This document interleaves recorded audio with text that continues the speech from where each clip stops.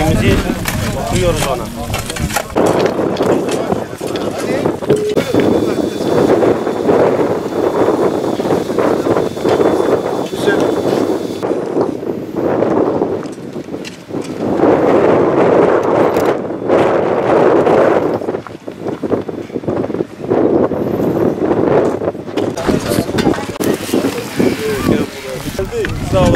Şef çek şimdi.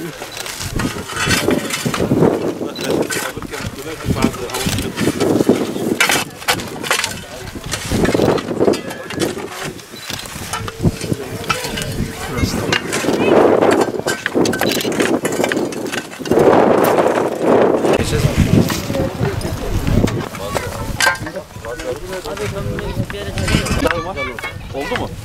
Şunu tamam şunu da. Burada var. Var mı orada yer? Burada var. Nerede? Burada var. Biraz daha büyük olsun.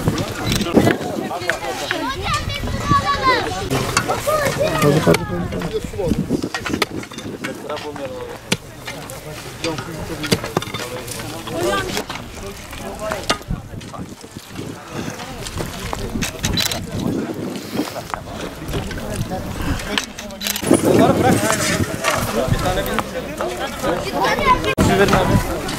Hacı.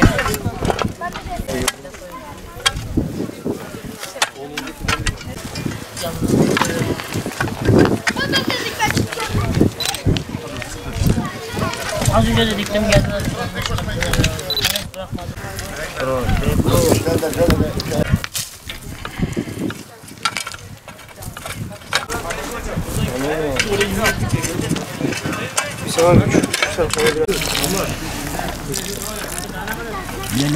Yerlere tamam. Aslan öldü.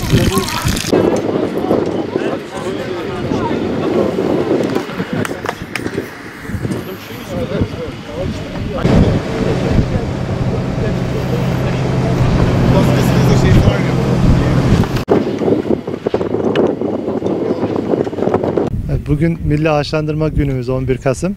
Bugün ülkemiz genelinde milyonlarca fidan toprakla buluştu. Ülkemizi daha çok yeşillendirmek, havasını temizlemek, gelecek nesillere güzel bir çevre bırakabilmek, güzel bir ülke bırakabilmek için mücadele ediyoruz. Bugün Artuklu Üniversitesi'nin Midyat kampüsündeyiz. Burada yüzlerce genç fidanımız eğitim alıyor. Onlara bir örnek olsun diye biz de fidanlarımızı toprakla buluşturduk. Her iki geleceğimiz burada bir arada. Hem gençlerimiz hem fidanlarımız. İnşallah bu ağaç dikme etkinliklerini yıl boyunca sürdüreceğiz ve yüz binlerce ağacı Midyat'ta da toprakla buluşturacağız. Bugün için 1000 tane ağaç diktik ama 100.000 ağacı planlıyoruz. Bugün herkes en az bir fidanı toprakla buluştursun. Yerlere tamam. Bugün 11 Kasım Milli Ağaçlandırma Günü. Biz de Mardin Artuklu Üniversitesi Yüksekokulu yerleşkesindeki ağaçlandırma alanına geldik Hürgençlik olarak. Peygamber Efendimizin kıyamet kopsa dahi elinizde bir fidan varsa onu dikin sözü üzerine biz de elimizdeki fidanları dikmek için bugün buraya geldik. Bilindiği üzere memleketimiz biraz bozkır memleket, ağaç sayısı az, bol bol ağaç dikilmeli. Bu tür etkinlikler ağaç dikimine teşvik etkinlikleridir. Çevreyi yeşillendirmeliyiz. Ağaç dikimi bir güne has olmamalı. Bütün yıl boyunca düzenli olarak ağaç dikilmeli. Her taraf yeşillendirmeli. Çünkü ağaç dikerek oksijen kalitemiz artıyor. Onun için ağaç dikimine önem vermeliyiz. Sadece bir gün değil, her gün ağaç dikmeliyiz.